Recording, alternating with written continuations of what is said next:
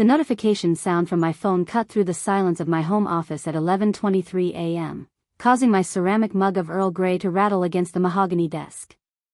When I swiped open the family WhatsApp group, my breath caught in my throat like I'd just been submerged in ice water. The message from my younger sister Sophia was brutal in its casual cruelty. "Meredith, we need to talk about your selfishness.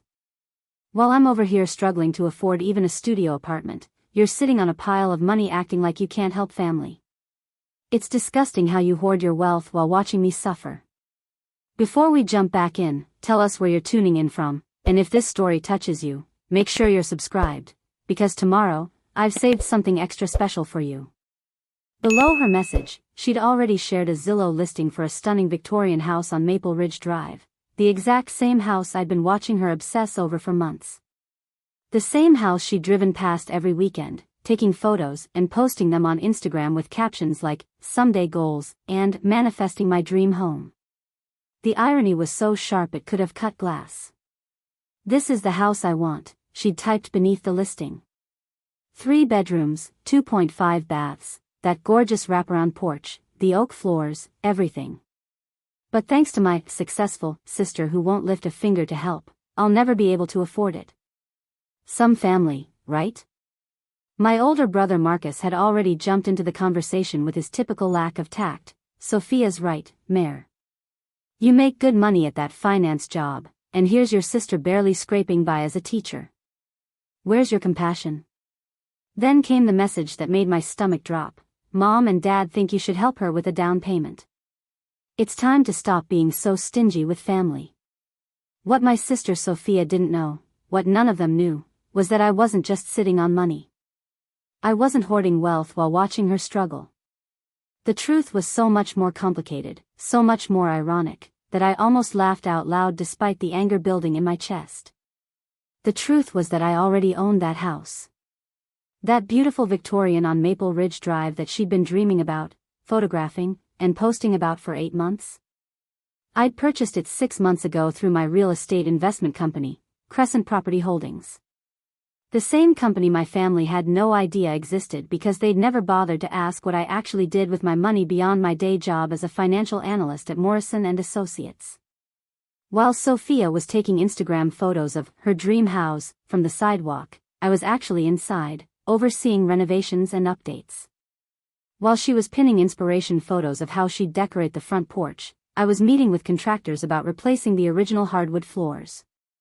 While she was telling our parents how unfair it was that she couldn't afford such a beautiful home, I was signing checks to restore the Victorian's original crown molding and update the electrical system.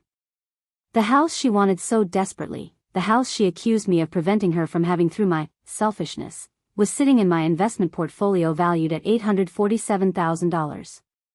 And that wasn't even the most shocking part of this story. See, what my family didn't understand was that I hadn't just stumbled into some decent finance job like they assumed. Over the past 7 years, I'd built a real estate investment portfolio worth $3.2 million across 12 properties in 3 different cities. While they saw me as the quiet older sister who worked too much and never talked about money, I was actually one of the most successful property investors in our entire region. But I'd learned early that family and money were a dangerous combination, so I'd kept my success private. My sister thought I was hoarding money. She had no idea that I was sitting in my home office, which happened to be located in a penthouse I owned outright, reading her complaints about my selfishness while reviewing quarterly reports from properties that generated more monthly income than her entire teaching salary. But here's where the story gets really interesting. That Victorian house she was obsessing over? It wasn't just some random property I'd bought for investment purposes. I'd actually purchased it specifically with Sophia in mind. My plan had been to surprise her on her 30th birthday next month by offering to let her rent it at below market rates, eventually with an option to purchase it from me at cost. I'd been keeping the property empty, timing the renovations to be completed right before her birthday surprise. Instead, here she was, accusing me of being selfish and heartless while literally describing her desire to live in a house I already owned and had bought with her in mind. The family group chat continued buzzing with messages. Dad had joined in. "Meredith, your mother and I raised you better than this. Sophia works hard as a teacher, barely making ends meet, and you're in finance making good money. Family helps family. Mom added her own guilt trip. I'm disappointed in you, sweetheart. When did you become so focused on yourself that you can't help your sister achieve her dreams? What they didn't know was that I'd been helping Sophia achieve her dreams. I'd literally purchased her dream house. They just didn't know it yet because I'd planned it as a surprise, not as a response to accusations and guilt trips. As I sat there reading message after message about my alleged selfishness, my phone in one hand and my property deed for 1247 Maple Ridge Drive in the other, I realized this story was about to take a turn that none of them could have predicted.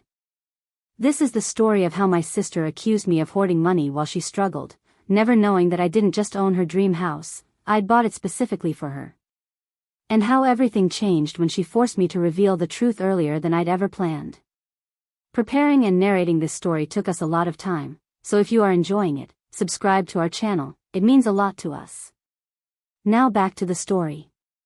My name is Meredith Chen, and I'm 34 years old.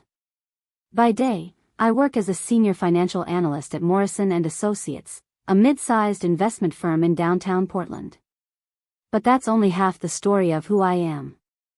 The other half, the half my family has never bothered to discover, is that I'm the founder and sole owner of Crescent Property Holdings, a real estate investment company that has quietly become one of the most successful small-scale property investment operations in the Pacific Northwest. This is the story of how I learned that sometimes the biggest gift you can give someone is the truth, even when that truth completely destroys everything they thought they knew about you. For the past 7 years, I've been living a double life that my family never suspected. To them, I'm Meredith the financial analyst, responsible, quiet, and apparently selfish with money. To my business partners, contractors, and property managers, I'm Meredith the real estate mogul who has never missed a payment, never backed down from a deal, and has an uncanny ability to spot undervalued properties that others overlook. My family sees a woman who works long hours at her office job and comes home to a nice apartment, living what they assume is a comfortable but unremarkable middle-class life. They have no idea that the nice apartment is actually a 3,000 square foot penthouse I own outright, or that my long hours often involve property inspections, contractor meetings, and investment strategy sessions that have nothing to do with Morrison & Associates. The irony of my sister's accusations about hoarding money wasn't just that I actually owned her dream house, though that was certainly ironic enough. The deeper irony was that I've spent the better part of a decade building wealth specifically so I could help my family when they needed it, while simultaneously keeping that wealth private so they wouldn't come to expect or depend on it. I learned early in my investment career that mixing family with money was like mixing gasoline with matches. It rarely ended well for anyone involved. So I made a deliberate choice to keep my business success separate from my family relationships. I wanted them to love me for who I was, not what I could provide. I wanted to help them from a position of choice, not obligation. But my sister's message this morning had forced my hand in a way I'd never anticipated. Her accusation that I was selfishly hoarding money while watching her struggle wasn't just wrong, it was the exact opposite of the truth. And her demand that I help her buy the house I already owned for her was about to create the most awkward family revelation in our family's history. You see, this story isn't really about real estate or money or even family dynamics, though all of those elements play crucial roles. This story is about the assumptions we make about the people closest to us, and how those assumptions can blind us to realities that are happening right in front of our faces. It's about how my sister spent 8 months photographing a house from the sidewalk, never knowing that her supposedly selfish sister was inside that same house every week, overseeing renovations and improvements. It's about how my parents lectured me about family values and helping others, never knowing that I'd built my entire business strategy around eventually being able to help my family achieve their dreams. And it's about how sometimes, when you try to do something kind in secret, the secret itself becomes the problem. Over the next hour, as my family's group chat continued to explode with messages about my alleged selfishness and Sophia's struggle to afford her dream home, I was faced with a choice that would change everything. I could continue to let them believe their version of who I was, the selfish sister with a decent job who refused to help family. Or I could reveal the truth and watch their entire understanding of our family dynamic crumble in real time. The truth was that I didn't just have the money to help Sophia buy her dream house. I had already bought her dream house. The truth was that I wasn't hoarding wealth while she struggled, I was building wealth specifically so she wouldn't have to struggle. And the truth was that in about 30 minutes, I was going to blow their minds in a way that would either bring our family closer together or tear it apart completely. This is the story of what happened when I decided to stop letting my family believe a lie, even when that lie was easier for everyone involved. This is the story of how owning someone's dream house becomes complicated when they don't know you own it. And this is the story of how one family WhatsApp message changed everything I thought I knew about keeping secrets from the people you love. What happened next would test every assumption my family had ever made about me, about money, and about what it really means to help the people you care about. Growing up as the middle child in the Chin family meant mastering the art of invisibility. While my younger sister Sophia commanded attention with her artistic talents and dramatic flair, and my older brother Marcus earned praise for his athletic achievements and natural charisma, I learned to find my place in the shadows. At family dinners, conversations would flow around me like I was a piece of furniture. My parents would spend 20 minutes discussing Sophia's latest art project or Marcus's promotion at the marketing firm, while my contributions to the conversation earned polite nods before the focus shifted back to my more dynamic siblings. I wasn't bitter about this dynamic, at least, I told myself I wasn't. I understood that Sophia's vibrant personality and Marcus's natural leadership qualities made them more engaging dinner companions than my methodical approach to life and my preference for listening over talking. But what I didn't realize until much later was how this family invisibility was actually shaping me into something powerful. While my siblings basked in the spotlight of parental attention, I was developing skills that would serve me far better in the long run. I learned to observe without being noticed, to understand people's motivations by watching their actions rather than listening to their words. I became an expert at seeing opportunities that others missed, simply because I was used to looking more carefully at situations that everyone else took for granted. My parents, both hardworking middle-class professionals, dad as an accountant and mom as a nurse, had always emphasized the importance of steady employment and financial responsibility. They praised safe choices and conventional career paths. When Marcus got his marketing job at an established firm, they threw him a celebration dinner. When Sophia got her teaching position, they framed her contract and hung it in the kitchen. When I got my entry-level analyst position at Morrison & Associates 7 years ago, they gave me a card that said, "Congratulations on your stable career choice." Stable. That word followed me everywhere in my family. Meredith is so stable. Meredith makes responsible choices. Meredith will always be fine because she's practical. What they meant, though they'd never say it directly, was that Meredith is predictable, unremarkable, and unlikely to surprise anyone with either spectacular success or dramatic failure. This perception became a self-fulfilling prophecy in the most unexpected way. Because my family expected so little from me beyond basic competence and reliability, they stopped paying attention to what I was actually doing with my life. When I started taking weekend real estate courses, they assumed it was just another one of my practical hobbies. When I began spending evenings and weekends looking at properties, they figured I was probably house hunting for myself, eventually. The first property I ever bought was a duplex in the Riverside district, a neighborhood that everyone in my family considered too rough, but that I recognized was on the verge of gentrification. I used my entire savings account plus a loan for the down payment, and I was terrified for months that I'd made a massive mistake. But I'd done my research, analyzed the market trends, and trusted my instincts in a way that felt completely foreign to the stable, predictable Meredith my family thought they knew. When I told my family I'd bought an investment property, their reactions were exactly what I'd expected.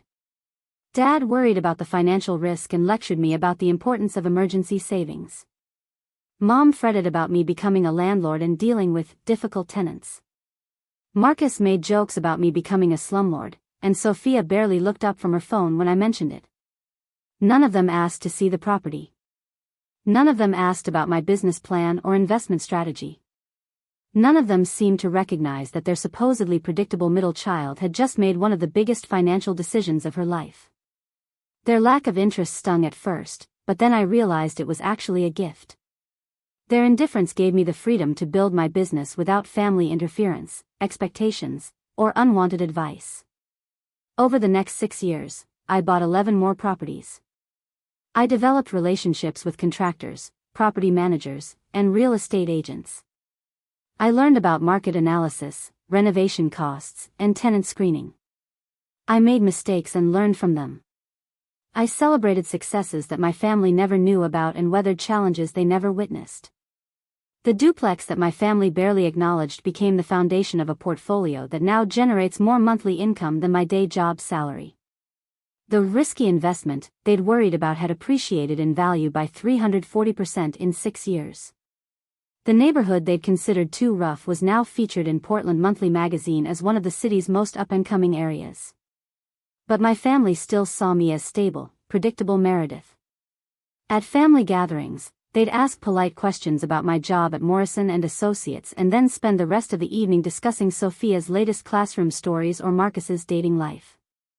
They had no idea that I spent my lunch breaks reviewing property listings, or that my weekend plans often involved property inspections and contractor meetings. This dynamic reached its peak last Christmas when Sophia mentioned how unfair it was that some people seemed to have all the luck with money.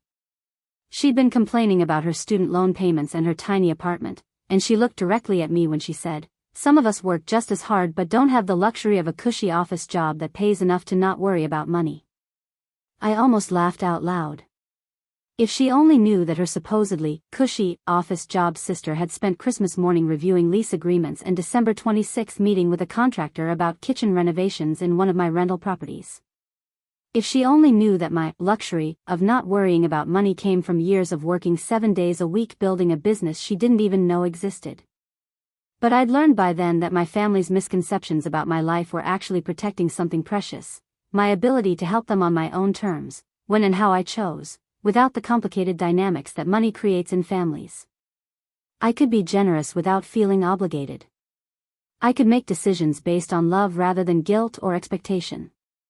The invisibility that had once felt like a burden had become my greatest asset.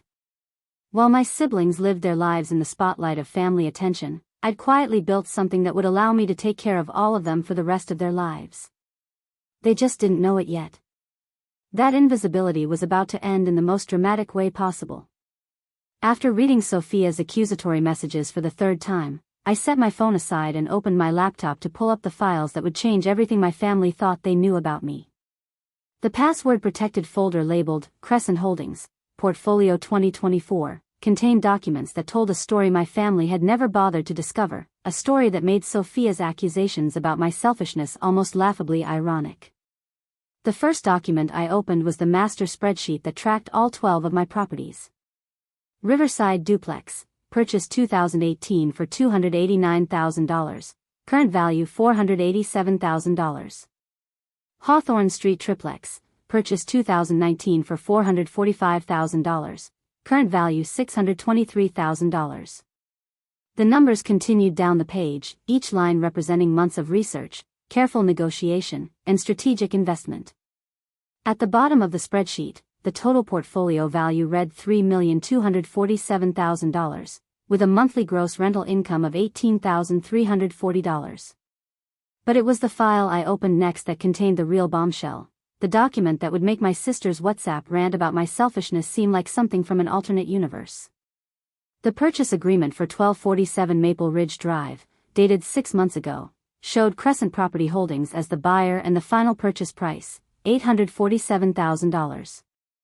Sophia's dream house. The Victorian with the wraparound porch that she'd been photographing and posting about for 8 months. The house she accused me of preventing her from buying through my alleged hoarding of money. I didn't just own it, I'd bought it specifically because I knew how much she loved it. The irony was so perfect it almost seemed scripted. While Sophia was standing on the sidewalk taking Instagram photos of her dream house, I was actually inside meeting with contractors about restoring the original hardwood floor she'd posted about loving. While she was telling our parents how unfair it was that she couldn't afford such a beautiful home, I was signing checks to have the kitchen completely renovated with the vintage-style appliances she'd been pinning on Pinterest for months. I clicked through to the renovation folder, which contained dozens of photos documenting the transformation I'd been orchestrating. The before photos showed the house as I'd purchased it, structurally sound but cosmetically dated, with avocado green appliances from the 1970s and carpet covering what I suspected were beautiful original floors. The after photos told the story of a complete restoration that had cost me an additional $127,000 over the past 6 months. Every single renovation decision had been made with Sophia in mind. The kitchen backsplash was the same subway tile pattern she'd shown me on Pinterest last Thanksgiving. The bathroom fixtures were the vintage brass style she'd gushed about when we toured a bed and breakfast in Napa last summer. The front porch had been painted in the exact shade of sage green she'd pointed out on a house in her neighborhood, saying it was the perfect color for a Victorian. What my family didn't know was that Crescent Property Holdings wasn't just some random business name I'd chosen. The Crescent referred to Crescent Street, where we'd lived when I was 7 years old and Sophia was 4. It was the house where she'd first developed her love of Victorian architecture, spending hours drawing pictures of houses with wraparound porches and gingerbread trim. She'd told me once that living on Crescent Street had shaped her entire aesthetic sense and her dream of someday owning a house that felt like something from a fairy tale. I'd named my company after that street because even then, 7 years ago when I bought my first duplex, I'd had a vision of eventually being able to help my family achieve their dreams. Sophia's dream had always been clear. She wanted a Victorian house with character and charm, something that felt like a home from a storybook. Marcus wanted financial security and the respect that came with success.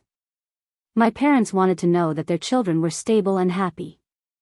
Building Crescent Property Holdings had been my way of working toward all of those goals simultaneously, but I'd planned to do it quietly, surprising them when the time was right rather than making a big announcement that would change the family dynamics forever. The Maple Ridge house was supposed to be the crown jewel of that plan. I'd been tracking it for over a year, knowing that the elderly owner was considering selling but hadn't yet decided. When it finally came on the market 6 months ago, I'd made an offer within hours. Not because it was a particularly good investment from a purely financial standpoint, the neighborhood was stable but not rapidly appreciating, but because I knew it was exactly what Sophia wanted. My plan had been beautifully simple. I would finish the renovations by early February, right before Sophia's 30th birthday in March. Then I would surprise her with an offer to rent the house at significantly below market rate, probably $1,200 per month when comparable properties in the area rented for $2,800, with an option to purchase it from me at cost after 5 years. By then, she'd have had time to save money and build equity, and I'd have had time to help her improve her credit score and financial position. It would have been the perfect gift, her dream house, made affordable through my success, but structured in a way that preserved her dignity and independence. She wouldn't feel like she was accepting charity, and I wouldn't feel like I was enabling dependence. It was a plan that honored both her dreams and my desire to help family without creating uncomfortable power dynamics. But as I sat there reading her messages about my selfishness and hoarding of money, I realized that my careful plan was about to be derailed by the very misconceptions I'd been trying to avoid. Sophia didn't see a sister who was quietly building wealth to help family. She saw a sister who was selfishly withholding help while she struggled. The house she wanted so desperately was sitting in my portfolio, fully renovated to her exact specifications, waiting for her birthday surprise. The sister she accused of hoarding money had spent over $970,000 of her own money specifically to make Sophia's dreams possible. And the family that saw me as stable but unremarkable had no idea that their middle child had quietly become wealthy enough to solve almost any financial problem they might ever face. As I scrolled through the renovation photos one more time, I realized that my beautiful plan was about to become something much more complicated.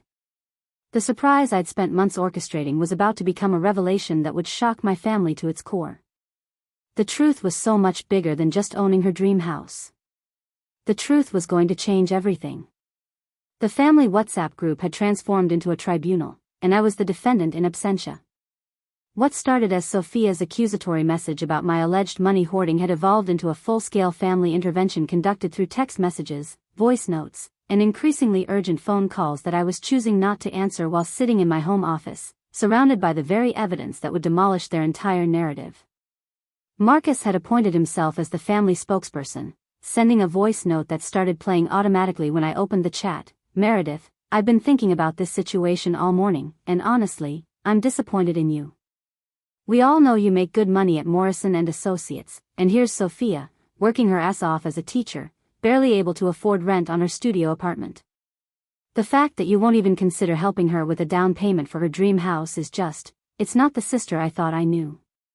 His tone carried that particular blend of authority and disappointment that he'd perfected as the older brother, the same tone he'd used when we were kids and he'd caught me doing something he deemed unacceptable.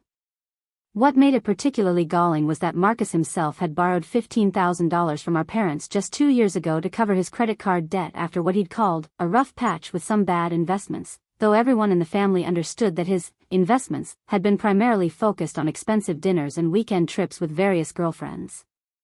Before I could even process Marcus's message fully, my phone started buzzing with a call from my mother. I let it ring through to voicemail, knowing that answering would mean stepping into a conversation I wasn't ready to have yet. Her voicemail, when it came through 3 minutes later, was devastating in its gentle disappointment. "Sweetheart, I just got off the phone with Sophia, and she's crying. She's really crying, Meredith. She feels like her own sister doesn't care about her dreams or her struggles. I know you've always been the practical one, but sometimes being practical means helping family when they need it. Your father and I raised you to understand that we take care of each other. Please call me back so we can talk about how you can help your sister achieve something that would mean the world to her." The guilt trip was expertly crafted, hitting every button my mother had installed during my childhood. The implication that I'd somehow failed to internalize the family values they'd taught me. The suggestion that my practicality had morphed into selfishness. The image of Sophia crying, devastated by her sister's apparent lack of compassion.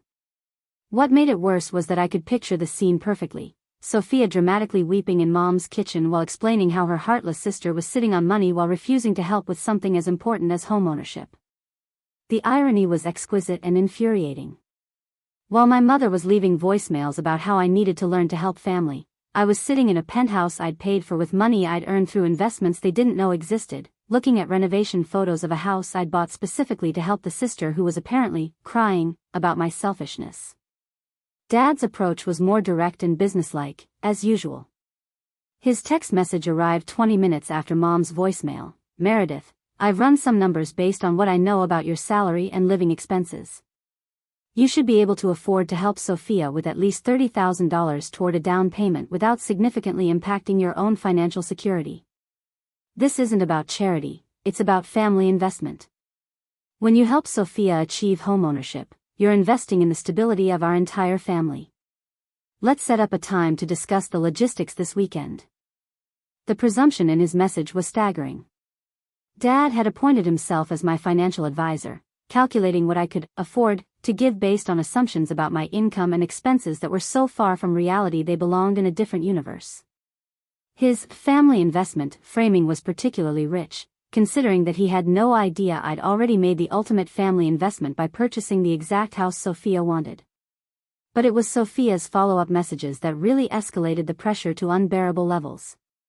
She'd moved beyond accusations into full emotional manipulation. "I can't believe this is who you've become, Meredith. Do you remember when we were kids and I used to draw pictures of my dream house?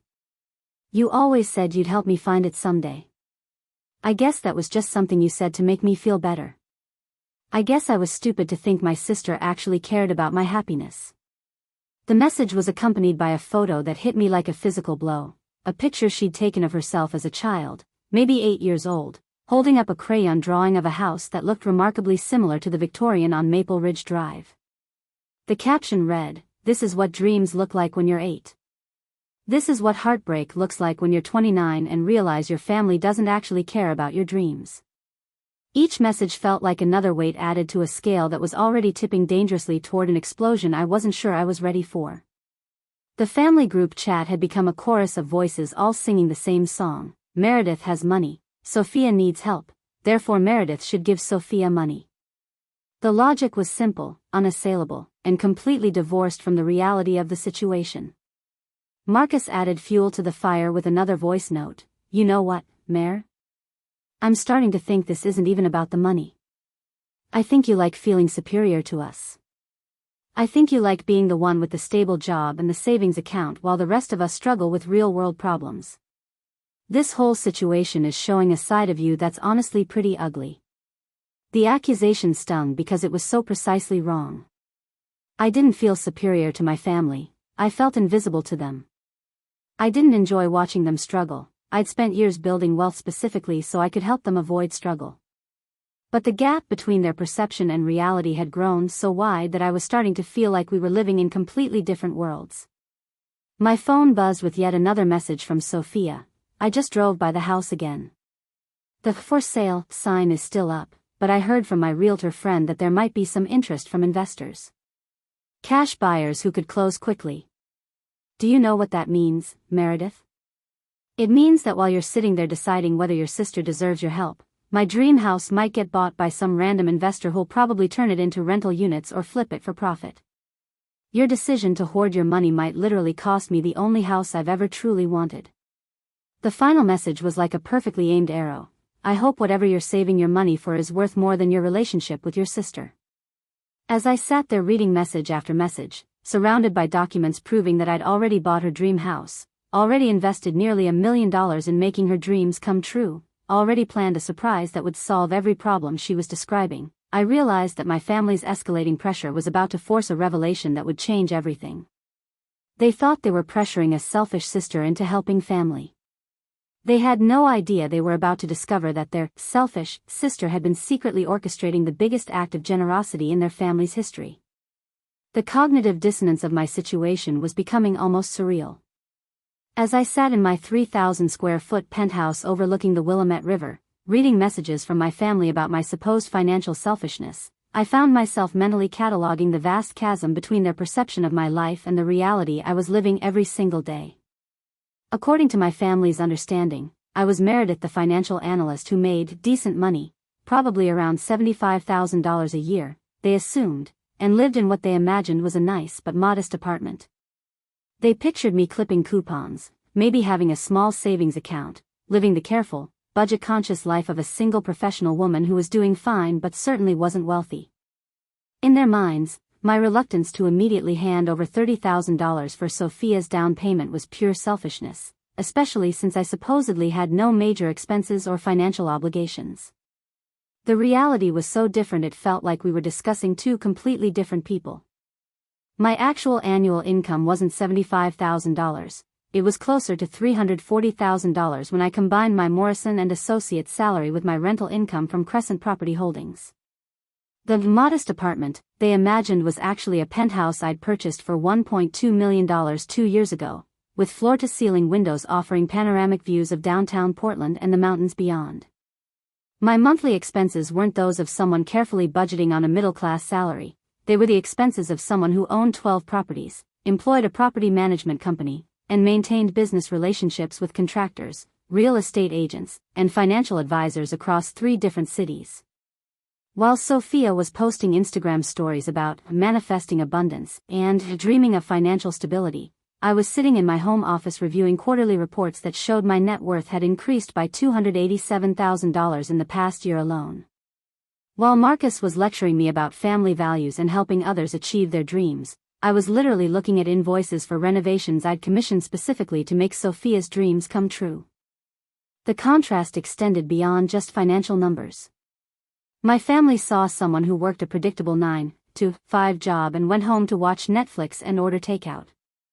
The reality was that my days started at 6 a.m. with calls to contractors on the East Coast and often ended at 10 p.m. with property inspections or meetings with potential tenants. While they assumed I had abundance of free time to contemplate their requests for financial help, my calendar was actually packed with property management tasks, investment research, and business meetings that had nothing to do with Morrison & Associates. Last month, when Sophia had complained to the family about working weekend parent-teacher conferences, I'd been sympathetic and supportive in our group chat while simultaneously coordinating emergency repairs on a burst pipe in one of my rental properties. While she was earning overtime pay for those weekend hours, I was paying $3,200 out of pocket to fix water damage and ensure my tenants had a habitable home. But in my family's understanding, Sophia was the one making sacrifices and working extra hours while I lived my comfortable, undemanding life. The irony reached absurd levels when I considered their assumptions about my supposed financial conservatism. Dad's message about my obligation to help family was based on his belief that I was probably being overly cautious with money, maybe keeping too much in savings accounts instead of investing wisely. If he only knew that my investment portfolio was so aggressive and diverse that I was essentially running a small real estate empire, with properties in Portland, Sacramento, and Spokane, each chosen after months of market research and financial analysis. Mom's concern about my practicality, preventing me from being generous, was equally misguided. She worried that I'd become too focused on my own security to help others, not realizing that I'd structured my entire business strategy around eventually being able to support my family's dreams and goals. Every property purchase, every renovation decision, every financial move I'd made over the past 7 years had been guided by a vision of someday being able to give my family the gift of financial freedom. Even Marcus's accusation that I enjoyed feeling superior was laughably wrong. The truth was that I often felt like I was living a double life that was becoming increasingly difficult to maintain. At family gatherings, I had to pretend to relate to their financial struggles while sitting on assets that could solve their problems instantly. When Sophia complained about her student loan payments, I had to nod sympathetically while mentally calculating that I could pay off her entire remaining balance with less than 2 weeks of rental income. The most painful irony was that my family's image of me as selfish and ungenerous was the exact opposite of how I saw myself and my motivations. Every major financial decision I'd made in the past 7 years had been influenced by my desire to eventually help them. The duplex in Riverside wasn't just my first investment property, it was my first step toward building enough wealth to ensure that my parents could retire comfortably. The triplex on Hawthorne wasn't just a good rental opportunity. It was part of my plan to create enough passive income that I could help Marcus if he ever got into financial trouble again. And the Victorian on Maple Ridge Drive wasn't just another property in my portfolio. It was a $970,000 love letter to my sister, a tangible representation of how much I cared about her dreams and happiness. While my family spent their energy crafting messages about my selfishness, I was actually living a life dedicated to their eventual benefit. While they accused me of hoarding money, I was actively investing that money in ways that would allow me to be even more generous in the future. While they painted me as someone who'd forgotten the value of family, I was someone who thought about family considerations in every major financial decision I made. The gap between perception and reality had grown so wide that I felt like we were having two completely different conversations. They were talking to the Meredith they imagined, middle class, comfortable, but ultimately limited in her ability to help others.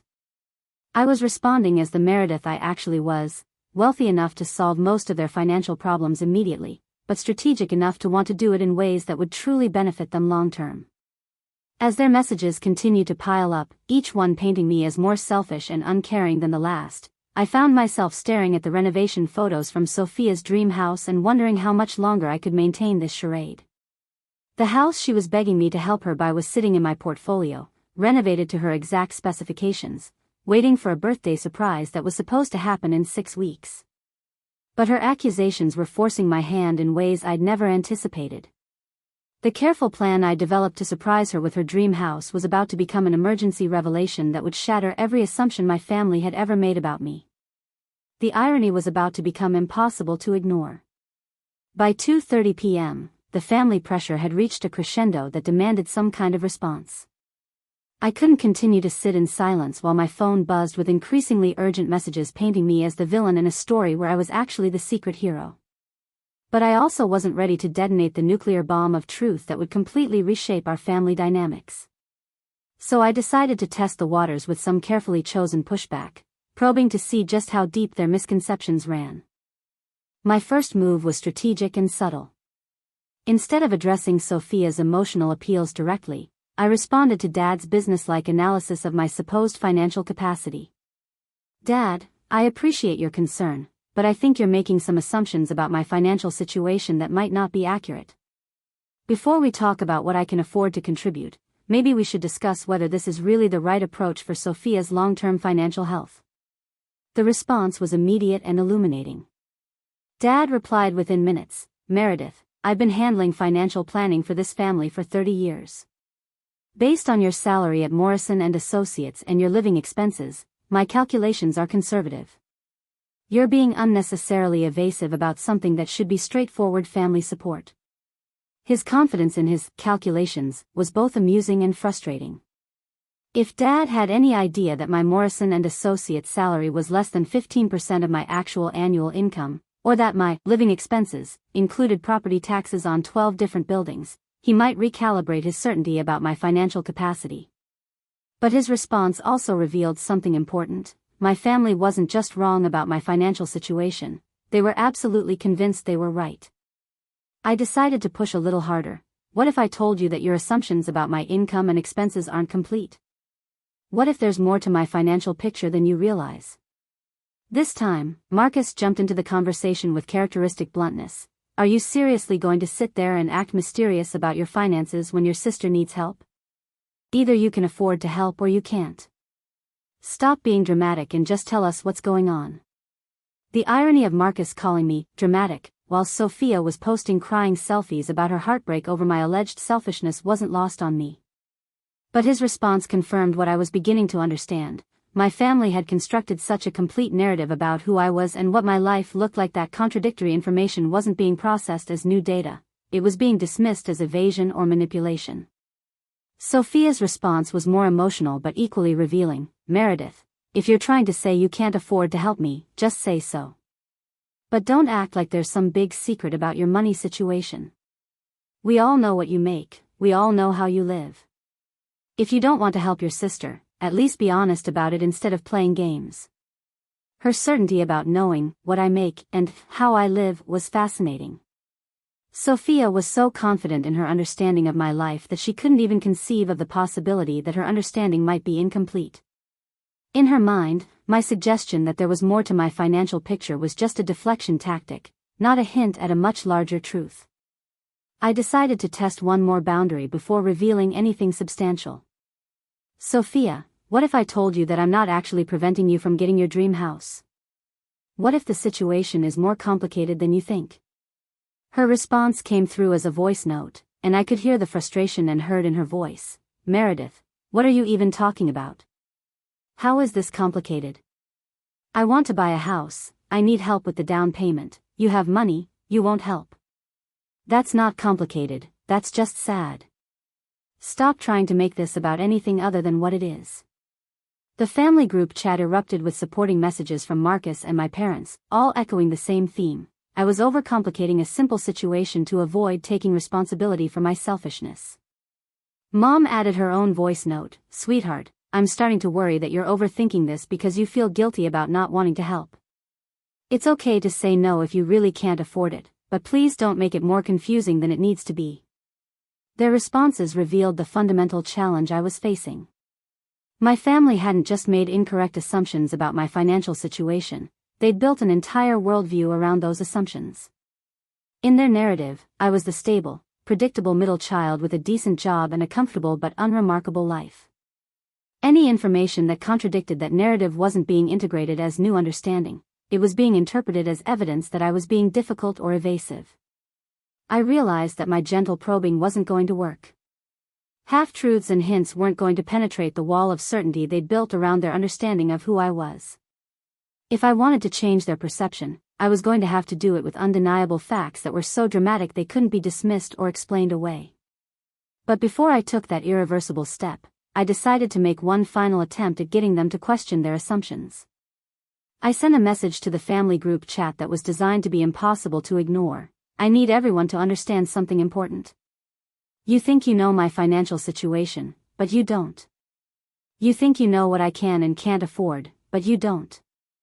And you think you know whether I care about Sophia's dreams, but you really, really don't. The silence that followed was brief but telling. Then Marcus replied, Okay, I'll bite. What don't we know, Meredith?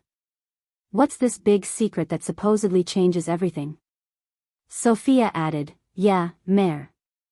If there's something we don't understand, then explain it. But please don't tell me this is all leading up to some excuse about why you can't help me buy the house I've wanted my entire life. Mom chimed in, Sweetheart, we're listening. Help us understand what we're missing. And there it was, the moment I'd been both dreading and anticipating. My family was finally asking the right question, finally showing willingness to consider that their understanding might be incomplete. But they were asking from a position of skepticism, expecting me to provide some minor detail that would explain my hesitation without fundamentally changing their view of the situation. They had no idea that I was about to tell them something that would shatter every assumption they'd ever made about me, about our family dynamics, and about the very house that was at the center of this entire conflict. As I looked at my laptop screen, with the Maple Ridge Drive property deed displayed prominently, I realized that my attempt at gentle boundary testing had failed completely. My family was too invested in their version of reality to accept subtle challenges to their assumptions. If I wanted them to understand the truth, I was going to have to hit them with it like a freight train. The shift in the family group chat dynamic was palpable after my cryptic messages about them not knowing my real financial situation.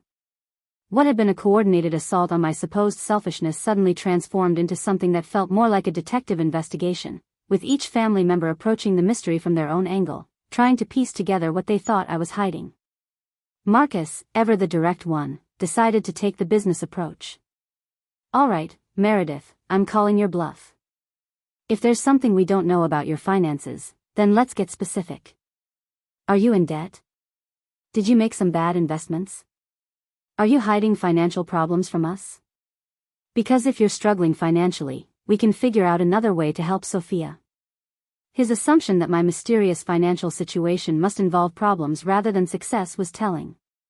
In Marcus's worldview, if I was being secretive about money, it had to be because I was in trouble, not because I had more than they realized. The idea that I might be deflecting their requests because I was actually wealthier than they knew didn't seem to occur to him as a possibility. Dad took a more systematic approach, drawing on his accounting background to try to solve the puzzle. His message was longer and more analytical. "Meredith, I've been thinking about your comments, and I want to understand what we might be missing. Are you talking about additional income streams beyond your Morrison and Associates salary? Side consulting work? Investment gains? Help me understand what financial factors I should be considering in my assessment of your capacity to help Sophia." The irony was exquisite. Dad was trying to account for additional income streams, when my rental income alone was more than double what he thought my total income was. He was looking for side consulting work when I was running a real estate investment company that employed 3 part-time contractors and generated more revenue than most small businesses. But his methodical approach was actually getting warmer than Marcus's assumption of financial trouble. Sophia's investigation took a completely different direction. Instead of focusing on my finances directly, she seemed to be questioning everything about my lifestyle and behavior patterns. "Wait, Meredith, now I'm thinking about things differently. You never talk about money problems, you never seem stressed about bills, you drive a nice car, you live in that gorgeous apartment downtown. But you also never seem to spend money on anything fun. When's the last time you took a vacation? When's the last time you bought anything expensive just because you wanted it?" Her observations were accidentally insightful. I didn't take vacations because I was always busy with property inspections or renovation projects. I didn't buy expensive things, just because I wanted them because I was reinvesting almost everything back into property acquisitions. My lifestyle looked comfortable but restrained because I was living well below my means while building wealth, not because I was barely getting by. But then Sophia took her investigation in a direction that made my stomach drop. "Actually, you know what? I'm going to do some research. Meredith, what's your exact job title at Morrison and Associates? And what year did you start there? Because maybe we've been underestimating your salary this whole time." The thought of Sophia investigating my employment details sent a chill down my spine. Morrison and Associates was a legitimate company where I was genuinely employed, but if she started digging too deeply into financial industry salaries and comparing them to Portland cost of living calculations, she might start asking more sophisticated questions about how I could afford my lifestyle. Mom's approach was the most emotionally intelligent but also potentially the most dangerous. "Sweetheart, I've been thinking about your behavior over the past few years, and I'm starting to notice patterns I hadn't paid attention to before. You never seem worried about money, but you also never spend money in ways that seem indulgent.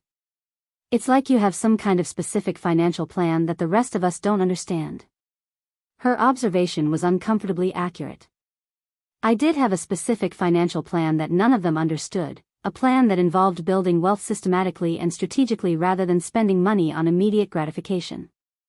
But Mom's emotional intelligence was leading her toward questions that could uncover more than I was ready to reveal. The investigation took an unexpected turn when Dad decided to leverage his professional network. "Meredith, I have a colleague whose daughter works in finance in Portland. I'm going to ask him about typical salary ranges for your position level at investment firms. I want to make sure I'm not underestimating your earning potential when I'm thinking about what kind of family financial support might be appropriate." The casual mention of his plan to research my potential salary made my palms sweat. Dad's colleague might know enough about the Portland financial industry to provide estimates that were closer to my actual income level, which could lead to uncomfortable questions about how my lifestyle fit with my supposed earnings. But it was Marcus who stumbled closest to a truth that could unravel everything. You know what, guys? I just remembered something weird. Last year at Christmas, Meredith mentioned something about property management software when she was helping Dad with his computer. Why would she know about property management software unless, wait. Meredith, do you own rental property beyond just your own place? The question hit like a lightning bolt. Marcus had accidentally identified one of the most revealing clues about my real financial situation. His memory of my casual mention of property management software was exactly the kind of detail that could lead to much bigger discoveries if he pursued it. Sophia immediately latched onto Marcus's observation. Oh my God, you're right. And remember at Thanksgiving, she made that comment about contractor reliability being so important? I thought she was just talking about her apartment maintenance, but what if she was talking from experience with multiple properties? The family group chat was suddenly buzzing with everyone contributing observations about my behavior that they'd previously dismissed as quirky but were now reinterpreting as clues to some hidden financial reality. Dad mentioned my familiarity with real estate terminology. Mom remembered me taking calls on weekends that I described as work stuff, but that didn't seem to fit with a typical Monday through Friday office job. Each observation was pushing them closer to the truth, but they were still operating within the framework of their original assumptions about my financial limitations. They were thinking maybe I owned one rental property, or had some side income, or had been more successful at my job than they'd realized. None of them were prepared for the reality that I'd built a multi-million-dollar real estate portfolio. Marcus sent the message that made my heart race. Okay, Meredith, I'm putting the pieces together here. You know about property management, you take work calls on weekends, you're familiar with contractor issues, and you've been weirdly secretive about your finances. Are you telling us that you own multiple rental properties? Is that what we've been missing? The question hung in the digital air like a challenge. My family had gone from assuming they knew everything about my financial situation to actively investigating the possibility that they knew nothing. They were asking direct questions that were getting uncomfortably close to the truth. But even their most aggressive investigation was only scratching the surface of the real story. They were wondering if I might own multiple rental properties. They had no idea that I owned 12 properties worth over $3 million, including the exact house that was at the center of this entire family conflict. Their investigation was about to force my hand in a way that their accusations never could.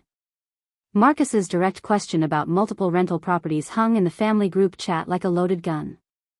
I stared at my phone screen for what felt like an eternity, knowing that this was the moment of truth, not the full revelation, but the first crack in the dam that would inevitably lead to everything spilling out.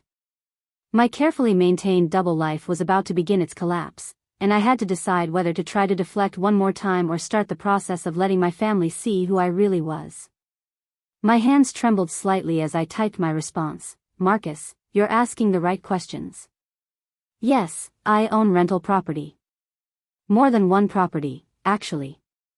The silence that followed was deafening. For 5 full minutes, no one responded to the group chat. I could practically feel the mental recalibration happening on the other end of each phone screen as my family tried to process this first piece of information that didn't fit their understanding of my life. Sophia was the first to break the silence, and her message was a mix of confusion and accusation. Wait, what?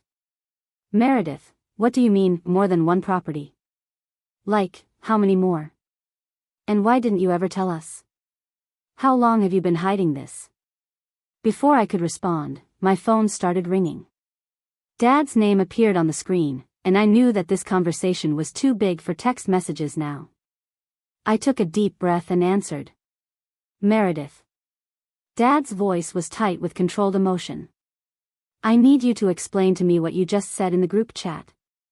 When you say you own multiple rental properties, what exactly are we talking about here? Dad, it's complicated. No, it's not complicated, he interrupted, his accountant's precision cutting through any attempt at evasion. Either you own rental properties or you don't. Either you've been building a real estate portfolio while letting us think you're just getting by on your analyst salary, or you haven't. Which is it? The directness of his question forced me into a corner I'd been avoiding for years. I've been investing in real estate for 7 years, Dad. I own 12 properties across 3 cities. The silence on the other end of the phone was so complete I thought the call had dropped. When Dad finally spoke, his voice was barely above a whisper. 12 properties?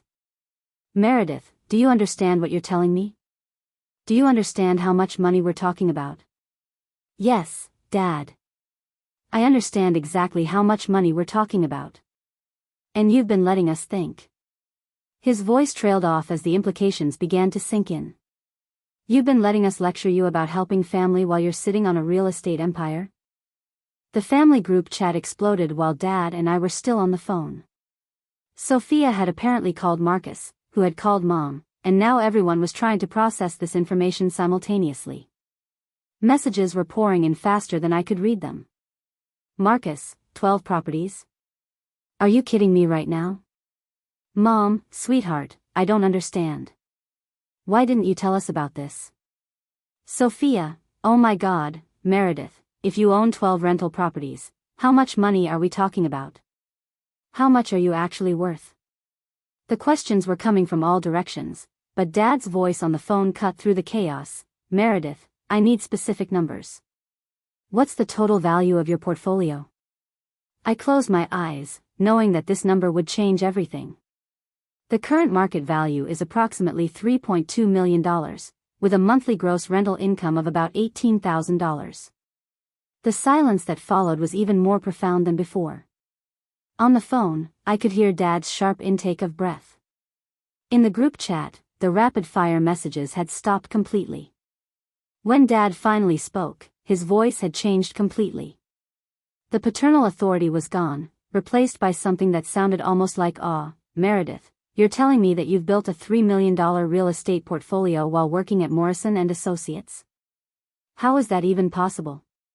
It's possible when you start small, reinvest everything, and spend 7 years working 16-hour days while everyone thinks you're just living a quiet, predictable life.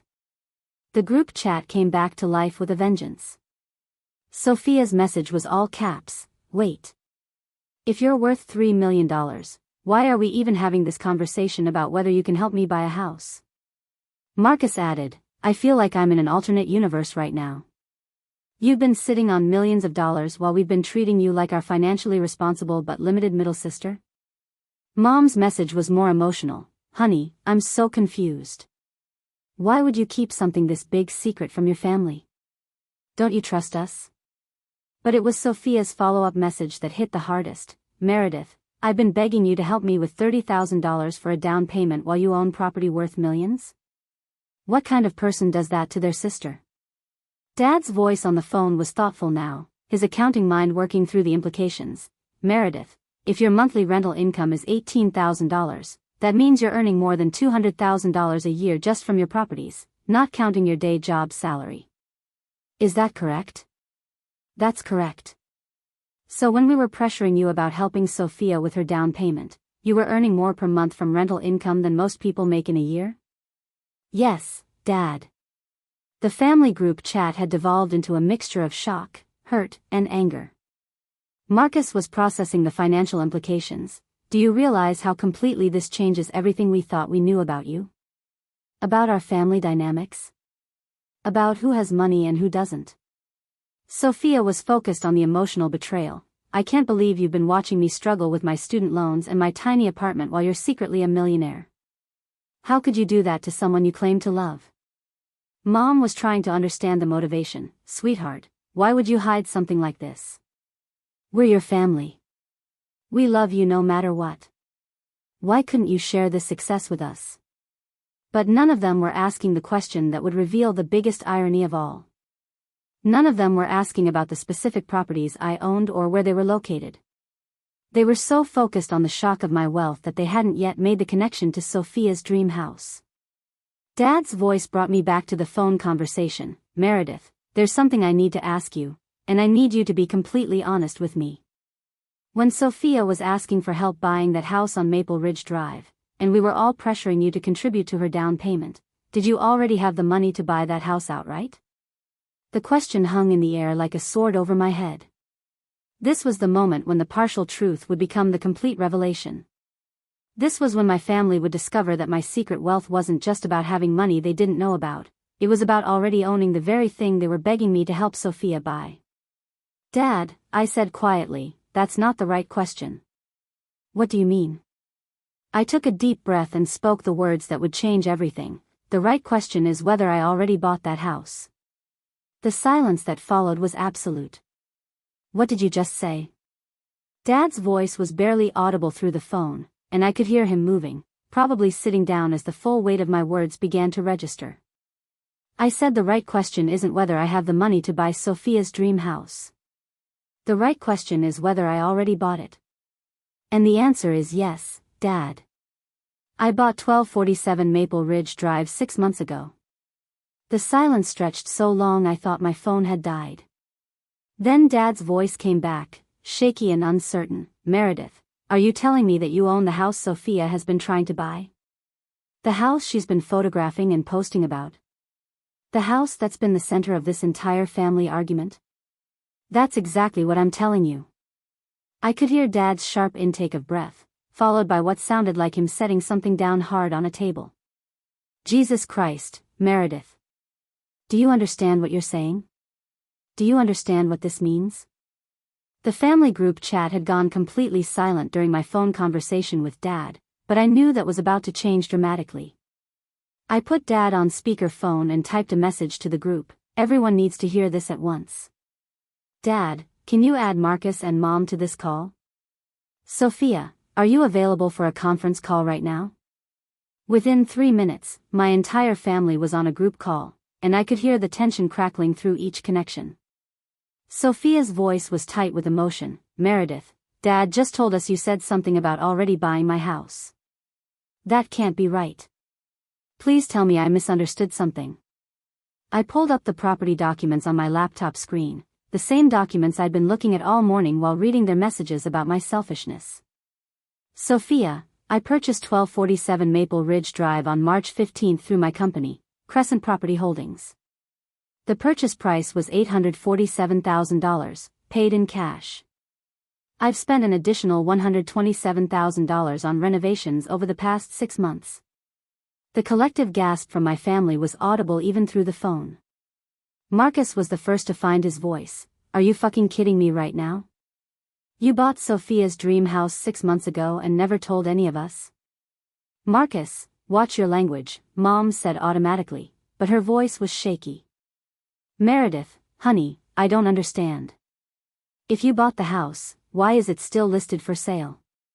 Why has Sophia been looking at it all this time thinking she couldn't afford it?"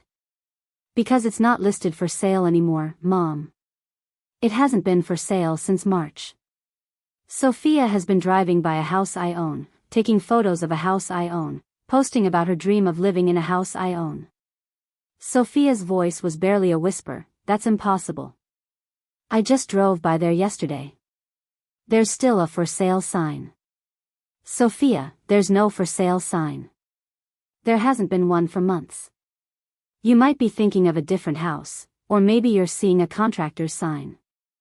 I've had workers there almost every day since I bought it." The silence that followed was broken by what sounded like Sophia crying. When she finally spoke, her voice was thick with tears and confusion. "Meredith, I don't understand. If you bought my house, why didn't you tell me? Why have you been letting me drive by there dreaming about something you already own?" This was the moment I'd been dreading and anticipating for months. The moment when I had to explain the surprise that had turned into a secret that had turned into a family crisis. "Because I bought it for you, Sophia. The whole reason I purchased that house was because I knew how much you loved it. I've been renovating it exactly the way you always said you'd want it done." "What?"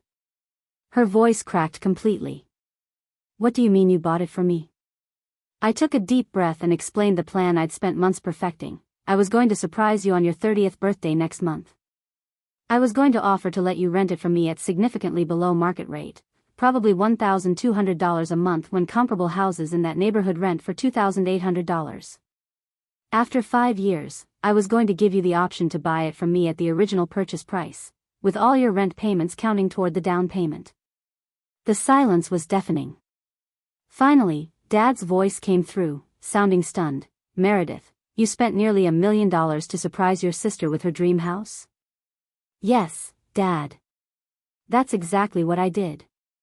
Marcus's voice was incredulous. So while we've been lecturing you about being selfish and not helping family, you've been secretly buying Sophia's dream house and planning to give it to her?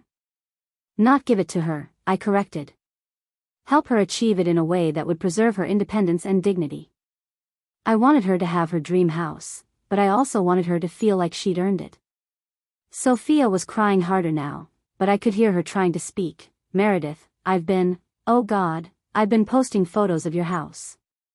I've been standing in front of your house telling people about my dreams of living there someday.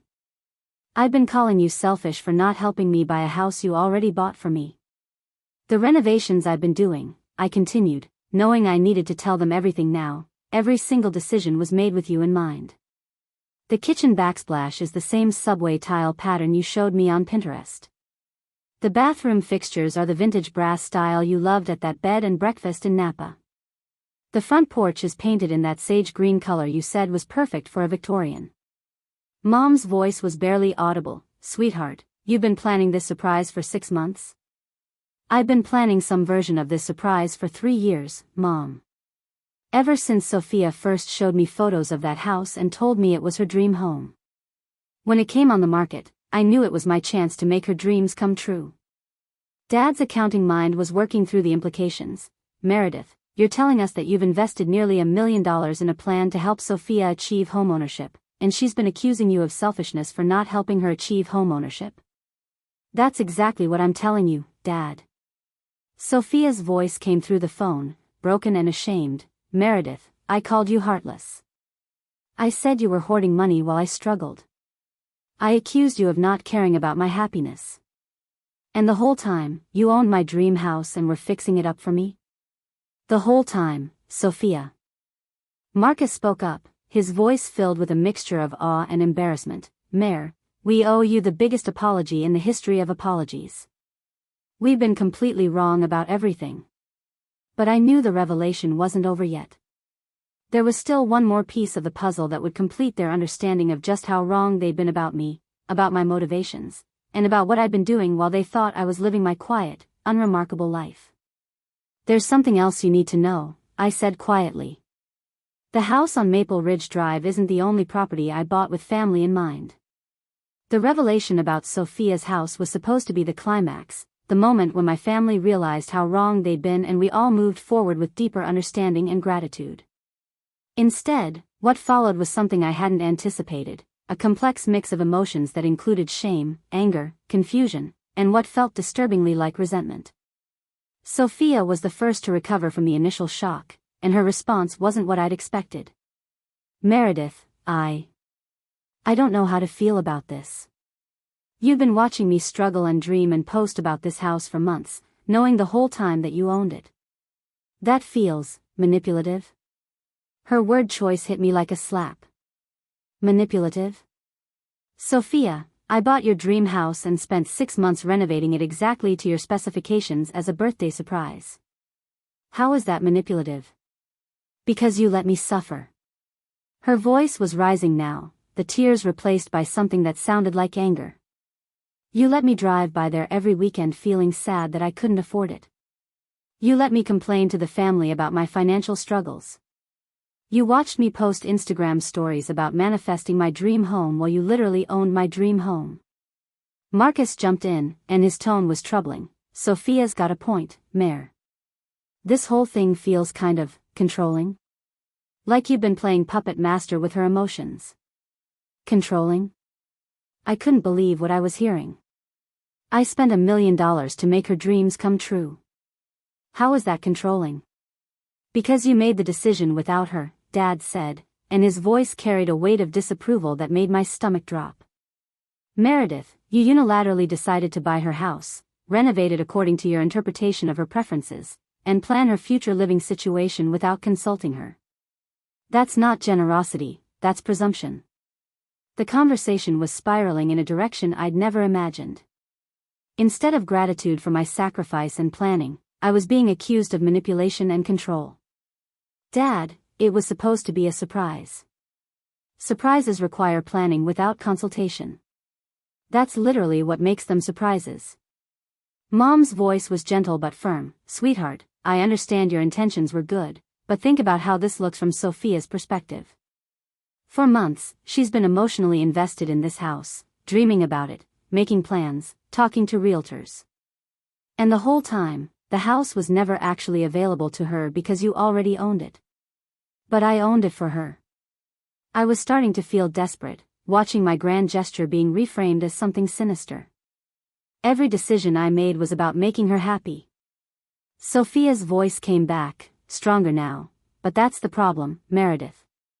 You made decisions about my life without including me. You decided what house I should live in, how much rent I should pay, what my path to homeownership should look like. You planned my entire future without asking me what I wanted.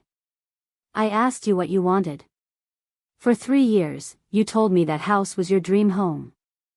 I told you I loved the house, not that I wanted you to buy it for me. There's a huge difference between admiring something and wanting someone else to acquire it on your behalf. Marcus was warming to the theme now, and honestly, Mare, this whole thing raises questions about your other properties. You said you bought other properties with family in mind.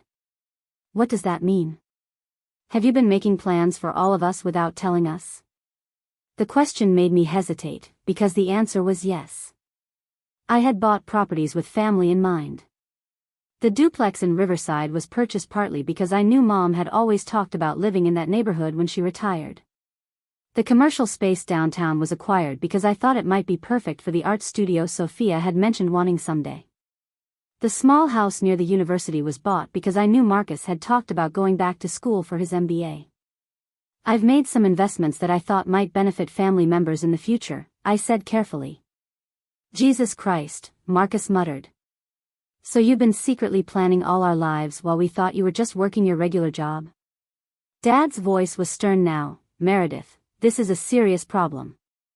You can't make major financial decisions that affect other people's lives without consulting them.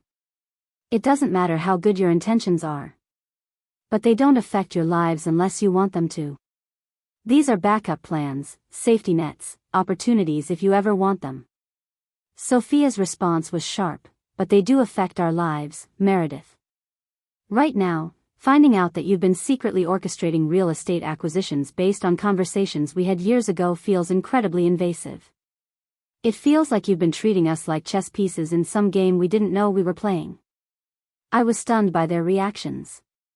In my mind, I'd been the loving, generous sister who'd spent years building wealth specifically to help my family achieve their dreams. In their interpretation, I was some kind of controlling puppet master who'd been making decisions about their lives without their consent. Mom tried to mediate. I think everyone needs to take a breath here. Meredith, your intentions were clearly loving, but I think you can understand why this feels overwhelming and a bit presumptuous to the rest of us. Presumptuous? The word stung. Mom, I've spent 7 years building wealth specifically so I could help my family. Every major financial decision I've made has been influenced by my desire to take care of all of you. How is that presumptuous? Because you never asked us if we wanted to be taken care of, Sophia said quietly. You never asked if we wanted you to solve our problems or make our dreams come true. You just decided that was your role and started acting on it. Dad added, and frankly, Meredith, the financial inequality this reveals is troubling. You've been sitting on millions of dollars while watching family members struggle with student loans, credit card debt, and housing costs. Even if your intentions were good, the fact that you could have helped immediately but chose to help according to your own timeline and methods feels problematic. Problematic? I was starting to feel angry now. I've been strategic about helping because I wanted to help in ways that would actually benefit you long-term, not just solve immediate problems that might crop up again. Marcus's voice was cold. So you've been judging our financial decisions and deciding that we needed to learn lessons before we deserved your help? That's not what I said. But it's what you did, Sophia added. You watched me stress about money and make financial sacrifices while you had the resources to eliminate those stresses immediately. You chose to let me struggle because you thought the struggle was good for me. The conversation had become a trial, and I was the defendant facing charges I'd never anticipated. Instead of being seen as generous, I was being portrayed as controlling. Instead of being appreciated for my sacrifice, I was being criticized for my presumption. Instead of bringing us closer together, my revelation was driving wedges between us in ways I'd never imagined possible. "I think," Dad said finally, "we all need some time to process this information before we continue this conversation. This is a lot to absorb, and emotions are running high." As the call ended and the family group chat fell silent, I sat in my penthouse surrounded by property documents and renovation photos, wondering how my carefully planned act of love had been transformed into evidence of manipulation and control. Everything I thought I knew about my family's values and my own motivations was suddenly in question. The 3 days that followed our family conference call were some of the most emotionally exhausting of my life. Instead of the grateful reconciliation I'd naively expected, I found myself fielding a constant stream of messages, calls, and demands that made me question everything I thought I knew about family dynamics and personal boundaries. It started with Sophia's text message at 6:47 a.m. the morning after our revelation. "Meredith, I've been thinking all night, and I need to know exactly what your plans are for my house. If you really bought it for me, then I want to move in next month. I can't afford the $1,200 rent you mentioned right now, but maybe we can work out a payment plan or I can pay you back later." Her casual reference to my house and her assumption that she could dictate the timeline for moving in sent up immediate red flags. This wasn't gratitude for a gift, this was entitlement to something she now considered hers by right. Marcus followed up with his own demands. "Mayor, since you apparently own property all over the place and have been planning our financial futures, I need to know what you've got in mind for me. I'm drowning in credit card debt, and if you've been sitting on solutions while watching me struggle, I think it's time for some family wealth redistribution." The phrase, wealth redistribution, made my blood run cold. Somehow, my family had transformed my private investment strategy into a communal resource that they all had claims to. Dad's approach was more systematic but equally presumptuous. "Meredith, I think we need to have a family financial planning meeting. If you have significant assets that could benefit the family, we should discuss how to optimize those resources for everyone's benefit. I'm available this weekend to review your entire portfolio and help you develop a more transparent family financial strategy." The idea that I needed Dad to help me develop a strategy for managing the wealth I'd built without his knowledge or assistance was so condescending it took my breath away. But it was Mom's message that really clarified how drastically our family dynamic had shifted. "Sweetheart, I've been thinking about your sister's situation, and I really think you should let her move into the house immediately. She's been dreaming about it for so long, and now that we know you own it, keeping her waiting seems unnecessarily cruel." The assumption that I was being cruel by not immediately handing over $1 million property to someone who'd spent the previous week calling me selfish was the final straw. I realized that my family hadn't learned anything about presumption or entitlement from this revelation. They'd simply transferred their presumptions from assuming I couldn't help to assuming I should help on their terms and timeline. I spent that evening crafting a response that would establish boundaries I should have set years earlier. I sent it to the family group chat at 9:15 p.m. "I need everyone to understand something important. My real estate portfolio is my business, built with my money, my time, and my risk. The fact that I own these properties doesn't create obligations for me or entitlements for you. If I choose to offer help or opportunities to family members, it will be on my terms, according to my timeline, and structured in ways that I believe are beneficial for everyone involved." The response was immediate and defensive. "Sophia, Meredith, you can't just tell us you bought my dream house for me and then act like it's still entirely yours to control. Actually, Sophia, I can, because it is entirely mine to control. I own it. I paid for it. I've invested in its renovation. The fact that I bought it with you in mind doesn't transfer ownership or decision-making authority to you." Marcus jumped in. "This is exactly what we were talking about yesterday. You're being controlling and manipulative. You can't dangle these properties in front of us and then pull them away when we don't react the way you want." "I'm not dangling anything in front of anyone. I shared information about my investments because you pushed me to explain my financial situation. I never promised anyone anything, and I'm certainly not pulling anything away since I never offered it in the first place." Dad's response was predictably authoritative. "Meredith, I think you're being unnecessarily defensive. We're family, and families share resources and support each other. Your attitude is frankly disappointing. This was the moment I realized that my revelation hadn't changed my family's fundamental approach to my life and my resources. It had simply given them bigger expectations to be disappointed by. Dad, families do support each other, but support is something you offer, not something that gets demanded from you. The fact that I have resources doesn't automatically create obligations to share them according to other people's preferences and timelines. Mom tried to mediate. Honey, I think everyone's emotions are running high. Maybe we should focus on finding a solution that works for everyone. Mom, the solution that works for me is maintaining ownership and control of my property while considering whether and how I might want to help family members in the future. The solution that works for everyone else seems to be me immediately handing over assets I spent years building. Those aren't compatible solutions. Sophia's next message revealed the depth of her entitlement. Fine, Meredith. Keep your precious house. But don't expect me to be grateful for some manipulative surprise that you clearly never intended to follow through on anyway. Sophia, I spent 6 months and $127,000 renovating that house specifically for you. I researched every detail to match your preferences. I hired contractors, managed timelines, and invested my time and money in making your dream house reality.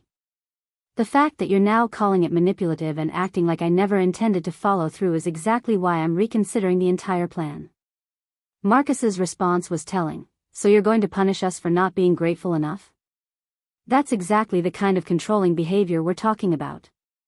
I'm not punishing anyone. I'm protecting my investments and my decision-making authority from family members who apparently believe that my success creates automatic obligations to fund your preferences on your timeline.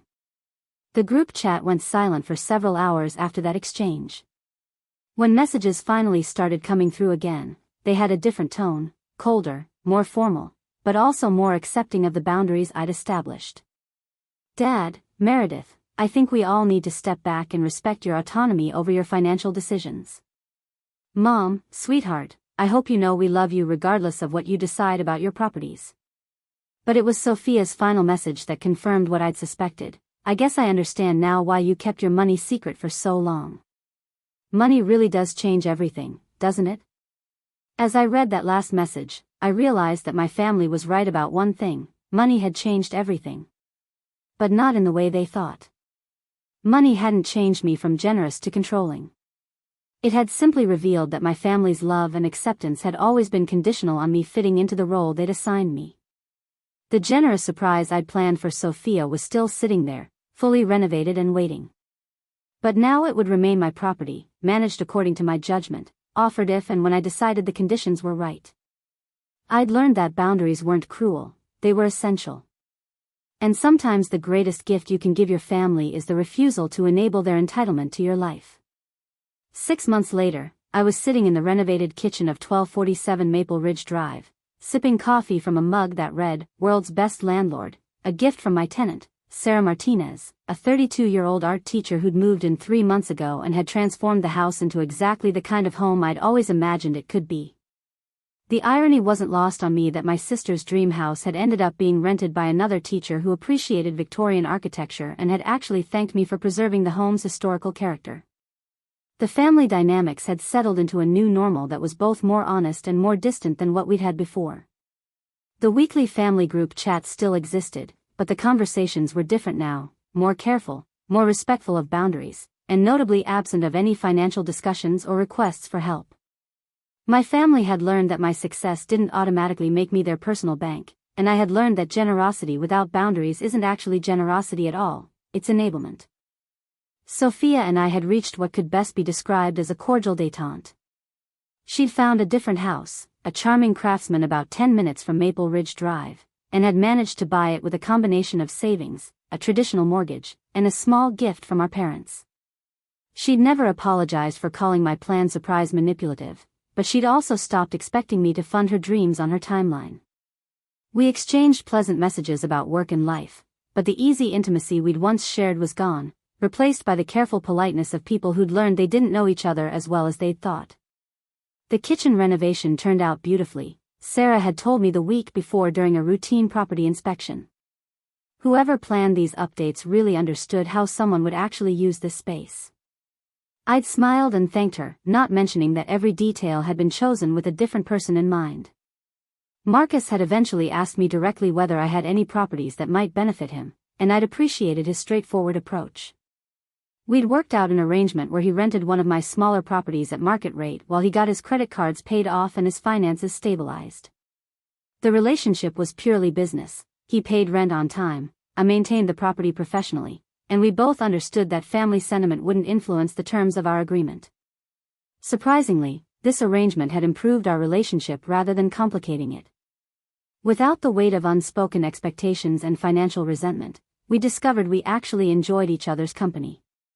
Dad had proven to be the most adaptable family member, perhaps because his accounting background helped him understand business relationships and professional boundaries. He'd stopped offering unsolicited financial advice about my portfolio, and I'd started occasionally asking for his input on tax implications and market analysis. Our conversations about money became consultative rather than presumptuous, and I found his decades of financial experience genuinely valuable when it came to long-term planning. Mom had struggled the most with the new dynamic, frequently trying to mediate conflicts that no longer existed and push for family reconciliations that no one actually wanted. She'd finally accepted that our family relationships had fundamentally shifted when I gently explained that healthy relationships required genuine acceptance rather than forced emotional performance. The most surprising development had been my relationship with my career. 6 months after the family revelation, I'd finally made the decision to leave Morrison & Associates and focus entirely on Crescent Property Holdings. My portfolio had grown to 15 properties worth over $4.2 million, and the business required more attention than I could give while maintaining a full-time job elsewhere. The transition had been smoother than I'd expected, partly because I'd spent years building the systems and relationships necessary to run the business effectively. My former colleagues at Morrison & Associates had been shocked to learn about my real estate empire, but their surprise had been accompanied by genuine respect for what I'd accomplished. Several had even asked for advice about their own investment strategies, and I discovered that I enjoyed sharing knowledge about real estate investing with people who appreciated the skill and dedication it required. The Maple Ridge house had become something of a symbol for me, not of family disappointment, but of the importance of making decisions based on reality rather than expectations. Sarah paid $2,400 per month in rent for a property that was worth nearly $1 million, and she was genuinely grateful for the opportunity to live in such a beautiful home. Her appreciation reminded me daily that generosity is only meaningful when it's offered to people who value what you're providing. I'd also learned that keeping wealth private wasn't about shame or control, it was about preserving the freedom to be generous on your own terms. The moment my family knew about my resources, every interaction became colored by assumptions about what I should do with my money. The privacy I'd maintained for 7 years hadn't been secrecy, it had been protection of my autonomy and their ability to relate to me as a person rather than as a resource. My phone buzzed with a text from Sophia. Drove by Maple Ridge today and saw your tenant working in the garden. The house looks amazing. I hope you know I understand now why you made the choices you made. It was the closest thing to an apology I'd received, and it was enough. I texted back, thanks, sophomore. I'm glad you found a house that makes you happy. The conversation we'd never had was whether she would have actually been happy with my surprise plan. In my fantasy version of events, she would have been grateful and excited, moving into her dream house and living happily ever after with the perfect solution I'd engineered. But the reality was that she'd needed to find her own house, secure her own mortgage, and achieve homeownership on her own terms in order to feel genuine pride in the accomplishment. As I finished my coffee and prepared to meet with contractors about my newest property acquisition, a small apartment building that would add 6 more units to my portfolio, I reflected on the lesson I'd learned about the difference between helping and controlling. True generosity requires respecting other people's agency, even when you have the resources to solve their problems more efficiently than they can solve them themselves. Love isn't about orchestrating other people's happiness, it's about supporting them while they create their own. The family who'd accused me of hoarding money had been wrong about my motives, but they'd been right about one thing: money does change everything. It had changed my ability to help, but more importantly, it had changed my understanding of when help is actually helpful and when it's just another form of control disguised as love. 6 months later, I was wealthier, wiser, and more genuinely connected to my family than I'd ever been before. Not because we shared resources, but because we finally respected each other's boundaries. And that turned out to be worth more than any house could ever be. Up next, you've got 2 more standout stories right on your screen. If this one hit the mark, you won't want to pass these up. Just click and check them out.